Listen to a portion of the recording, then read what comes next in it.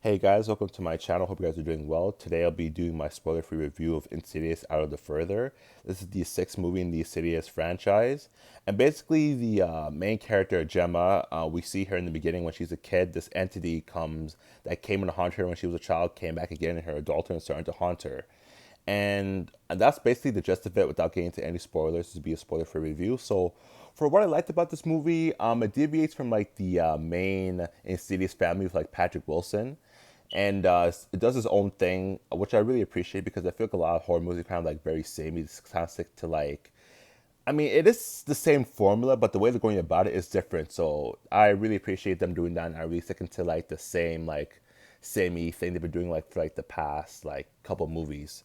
So another thing I liked about this movie was the relationship between Gemma and her daughter. I really liked their dynamic because it really mirrored Gemma's and her mom's dynamic from the beginning of the movie. So seeing her kind of turn out like her mother in certain ways through as the scenes go on and as she gets haunted by like visions she's seeing, like weird old people she's seeing, like she see like different visions and like things that creep her out. So I really like their dynamic. The dentist scenes, because he's a dental hygienist, the dentist scene in this movie was actually pretty well done. It was really used a lot in the marketing. I didn't really see too much of it due to trailers because I kind of wanted to go into this movie as blind as possible, so I didn't really know what to expect. And I feel like a lot of horror movies like to show off their best scenes in the trailer to spoil it. But I didn't really see much, but that was one of the really well done scenes in the movie. Like, she's a dentist, so like you see like a lot of like patients with like plaque, and really like grossed me out, really very uncomfortable.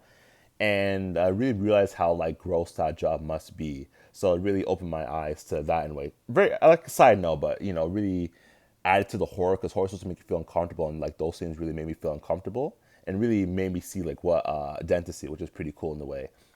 But what I didn't like, I feel like the scares in the movie were kind of like meh. There are some decent ones, but I feel like for the most part they're very like predictable. Didn't really do what they're supposed to. Didn't really catch me off guard or scare me. Just kind of like, oh, there, just like loud noise, like, oh, that was it. But for the third act, I feel like the third act was pretty satisfying. Like I enjoyed the third act more than I expected. The first and second act were okay, but like the third act was pretty cool, and the main character Gemma does something really unexpected, which is pretty cool, which I liked.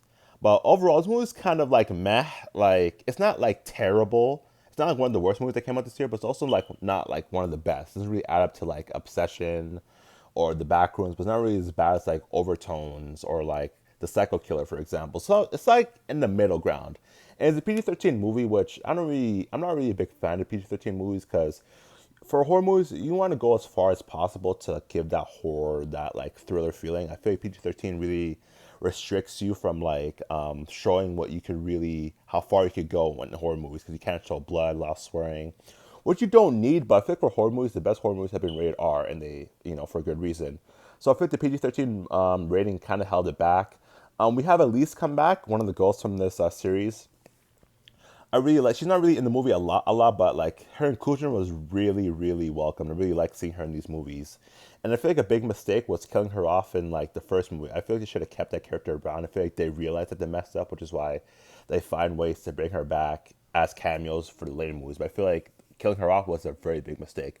But overall, this movie was okay. There's like it's kind of slowed down the movie season. So if you're into horror movies, I would suggest you give this a try. But if you're not really into horror movies, or you're not really, able to see every movie that comes out, I would say skip it and catch it on digital. But for horror movie fans who are or Insidious movie fans, I would say check it out. If you're, it's not a bad time. It's a pretty good time. Hour 47 minutes. It's not too long. The movie's pretty efficient. It really keeps going. It doesn't really slow down for anything like that. But overall, it was a okay, enjoyable time if you're a horror movie fan. But if you've seen this movie, let me know in the comments if you like it. Let me know if you hate it. Let me know why. And as always, I appreciate everyone who stops by my channel and watches my reviews. And see you guys in the next one. Peace.